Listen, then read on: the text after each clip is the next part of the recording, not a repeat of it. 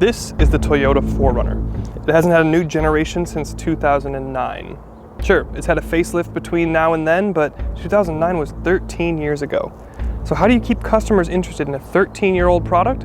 Well, one, by making it legendarily reliable and durable, but also by introducing special versions or trims. Currently, on the Toyota website, there are 8 individual trims of 4RUNNER for sale. And what we're going to do today is drive the newest and weirdest one there is. This, ladies and gentlemen, is the 2022 Toyota 4RUNNER TRD Sport. It's been about a year since this thing debuted, and I was perplexed back then, and now after having spent a week with it, I'm still perplexed. Now, we'll get to why I'm still kind of perplexed over this thing in a minute, but what we have to do right now is jump behind the wheel and figure out what this thing is. This, of course, is Toyota's dedicated go-to off-roader. It's body on frame. It has a 4-liter V6 engine with a 5-speed automatic transmission, and it is very slow. You can get this in a 2-wheel drive. We have the 4x4 version today, and I actually can't think of anything less 4RUNNER than a 2-wheel drive TRD Sport. Now, Paulo kind of hits the nail right on the head there. I mean, this seems just like a really strange thing to roll out to the 4RUNNER. I mean, a sport trim? Sure, it has a big 4-liter naturally aspirated V6, but it's only making 270 horsepower. And the 5-speed dinosaur automatic transmission, sure, they're bulletproof, but it's not like it provides any theater or any sport. I mean, 0 to 60 still takes over 7.5 seconds. However, it's not like they haven't done anything to sharpen the old girl up. You do get 20-inch wheels and more street-oriented tires, and genuinely, this is probably the best on-road manners that we've ever felt in a 4RUNNER. It's literally worlds ahead of Matt's 4RUNNER that he previously had. But one of the biggest things that Toyota did to add the sport treatment to this was to add the Extrius suspension.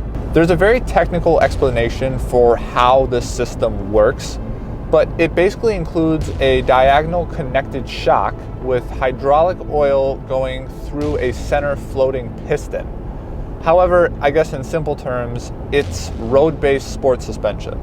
And it works shockingly well. This thing stays so much flatter through a corner than like a KDSS equipped car. There's so much less pitch and roll on turn and acceleration and braking. It's so much more at home here on the road. Of course, you have, more street-oriented tires, so I have a better idea of what the front end is doing. It just feels a little bit sharper.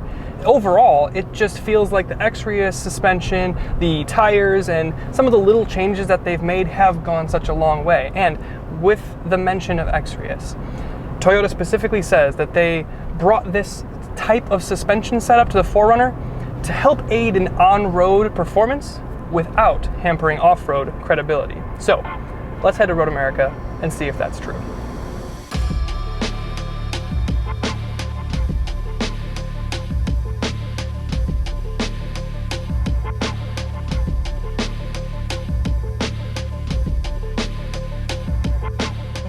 So this is kind of an unusual situation. Matt usually isn't in the car with me when we do off-road things. Buckle up for safety.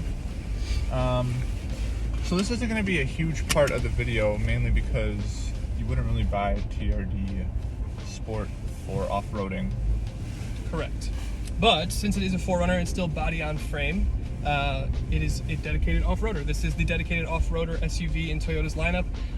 If you don't off-road your 4RUNNER, you should just get a Highlander, which I think is going to be the point of this video. Yep. But so we're basically going to see if it makes sense, or if you can even still off-road with the 4RUNNER TRD Sport. Of course, what we have here is 20-inch wheels, which is a little less than ideal for off-roading, and you have all-season tires, so also not ideal for off-roading. And in tandem with that, it snowed last night because that's just where we live, apparently. Which actually might help. Okay, so now... Should we go that way? I'm gonna just go this way. So we do have a 2-way transfer case. We have 4 high and 4 low. Yes, and it's the same kind of selector gear that you would get in an SR5, so it's not like the actual stick shifter style that you would get in like a TRD Offroad or a TRD Pro. No locking diffs on either differential here. You have A-Track though. Yeah, A-Track, which is like basically wheel braking assist. Yeah, so to mimic like a, it's like to mimic locking diff. So kind of like a limited slip, I feel like. Yeah, it's kind of halfway between like an LSD and a locker. So it's fine, but we'll see how it goes. So right now we're in what, 4 high?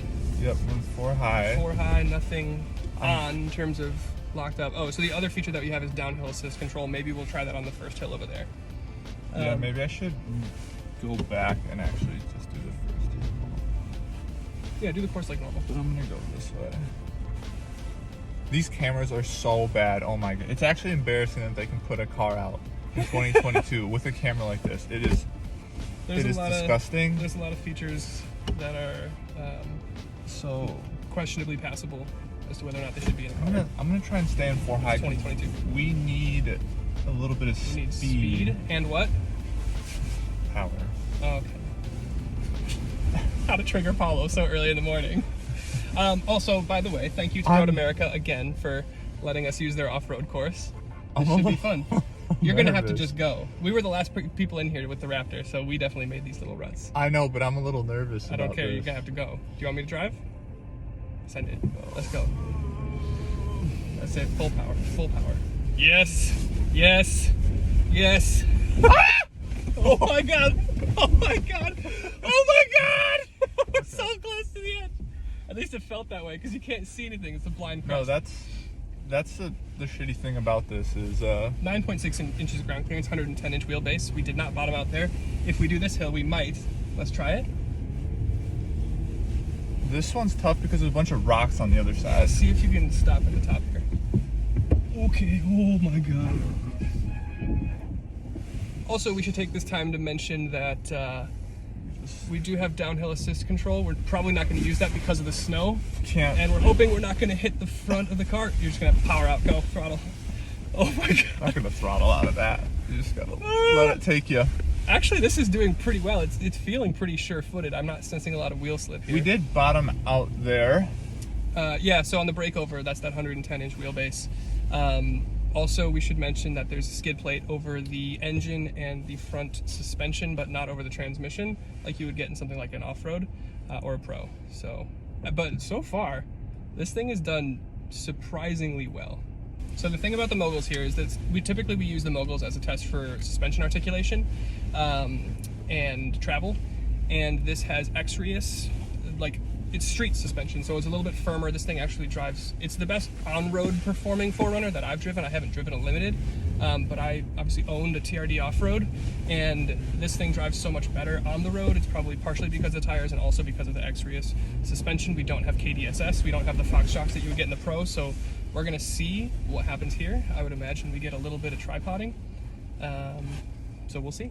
So we're in 4 low now. A-track is off. We might want to turn that on in a minute, but we're gonna leave it off for now and just see how it goes. I mean, yeah, I'm not gonna like push this thing to the limits in terms of trying to articulate it. I just want to try and get through it. And it's doing it. Okay, here we go. Look at that. Wow. That made me a on little street nervous. Tires. That made me a little nervous. This is amazing. I'm impressed. I'm genuinely impressed. This is the seldom seen Paulo Ducci running to film. This is me. This is me every time we film. It's good to be on the other side of things.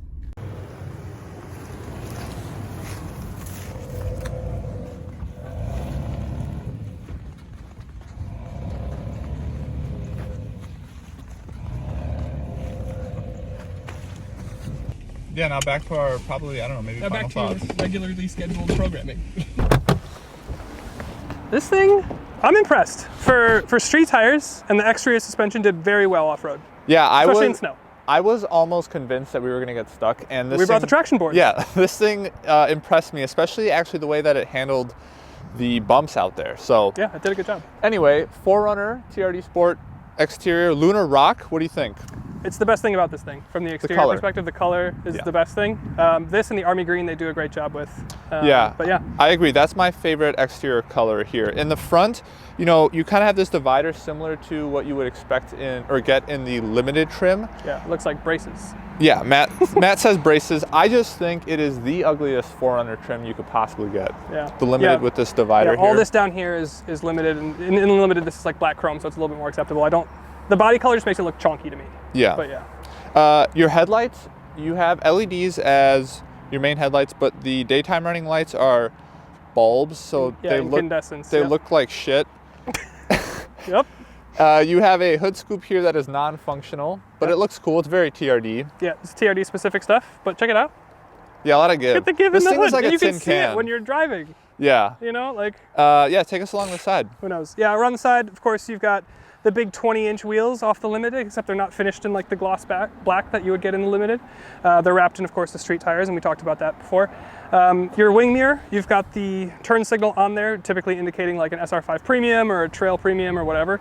And then you have auto-deploying running boards, which I've left off for the week because I find them to just kind of be in the way. But I could see why, you know, a smaller person might use them. Yeah. Also worth mentioning on the side here, 9.6 inches of ground clearance on the 4-wheel drive 4Runners versus the 9 inches on the 2-wheel drive. I just looked at here. There's like the little 360 camera. It's like it just reminded me of the worst like quality why I've bother? ever seen. Why bother? Yeah, it doesn't make any sense. The only other thing on the side is that C-pillar decal, TRD Sport. It's very classic TRD. So. And then around the back, the second best thing about the exterior is that you can control the rear glass window back here with these buttons. You used to have to use a key. That is nice. And now you can just use these buttons. I think when your fob is near it, obviously. Yeah. Yeah. And the fact that this goes down is like one of my favorite things. Yeah, it is. I is used super it all the time cool. in mine. And then towing. Just want to quickly mention 5,000 pounds. Yes. Let's jump inside so we don't have to keep looking at this. Sounds good. Yeah, it feels very 2009 in here. And I mean, like, I know that's what some people like, to have the old kind of like tactile feel, but this is just not it from a 2022. If you've seen any review, an interior review of a 4Runner in the last decade, you know that's what's going on in here. Yeah, you already know what's going on in here. Yeah, there's a lot of silver in here. Yeah, that dates it. Yeah, which is okay. Also, the infotainment system, I mean, this is like a 6-inch screen. It almost looks like an aftermarket unit. Yeah, it looks so bad. The cameras are honestly laughable. Like, I can't believe an executive looked at that and said, yep. Yep. You have a little tiny digital gauge cluster in the middle, which, I mean, it's better than the one that was in yours. At least it has more pixels. Yeah. But it's not great. No auto headlights, which we already kind of mentioned outside. No rain sensing wipers. Yeah, I mean, in fairness, this is the third cheapest at under like $41,000, but still, over $40,000, I would expect at least heated seats, which of course this thing doesn't have. Yeah. But it still has the best feature of really any modern press car that we've had in the last, I don't know how many, 3-4 years. It fits the water bottle of truth, which is great. Yeah, just looking over there, I miss the old style transfer case. Yeah, mine in my off-road was the actual, like shifter. This is the same thing off a SR5. Yeah, this little dial. I don't really like that at all. You have wired CarPlay, and the connecting your Bluetooth in here. I don't know if it was this specific press car, but we both had problems with it. It was cutting in and out. It was not good. Specifically on the phone. The music was fine for me, but the phone. On the plus side, in terms of modern things that you do get radar cruise control. No lane keep assist. It's okay. You get lane departure warning, which warns you after your two wheels have entered into the other lane. So it's a little late, but I guess you have it, so that's great. The infotainment system that we talked about is technically new for, I think, 2020. But it's still old. You're right. And then you don't get a sunroof in here either. Yeah, I wish it did at least have that, but that's fine. The seats, you have black Softex leather, so that's fake. Fake leather, yep. You do have the silver TRD stitching, which I don't mind that. Yeah, it looks pretty cool. The visibility is obviously pretty good. Feels good to drive. Rear seats are spacious, and so is the trunk, obviously. Yeah, it's pretty utilitarian. This also has a cargo shelf, which I actually really do like. That's cool. Yeah. The original press car that I tested like a year or two ago was, I think, a Venture, and it had the shelf, and that was the 4Runner that inspired me to buy my 4Runner. And I really like that. My one that I bought didn't have it, but it is nice. As I'm sitting here, I just think it's like, this is an old person's 4Runner. It's got the deployable running boards to help old people get in. You got the cargo shelf option because people can't reach in the back. I think, I don't know why you would buy this over a Highlander. Right. If you bought this, you should have bought a Highlander. Yes. And I think maybe that's a good time to get into the final thoughts. So there it is. That's the 4RUNNER TRD Sport. And while it's one of the most confusing trims that I think you could apply to a 4RUNNER, it's not without its merit. It is the best on-road mannered 4RUNNER that I've ever driven, and that has some value to people. Maybe you just want the simple reliability of the big 4-liter naturally aspirated V6 with the 5-speed transmission. That thing will be bulletproof, and if you just need something to commute with, that's fine. However, fuel economy is a thing, and with gas prices where they are, I can't help but think like if you're just using it for on-road purposes, you would be better suited with a Highlander. Leave it down in the comments which you would take, and we'll see you in the next video. Oh my god! Oh my god! Oh my god! I feel bad So 4 low. we were crying like little babies at that first though. Yes. Why am I burping? That's I'm never going to MJ Stevens again. 3, 2, 1. 3. Do you want me to leave that in the cut? Is that why you counted it No. in? We never tested the double punch method. Okay.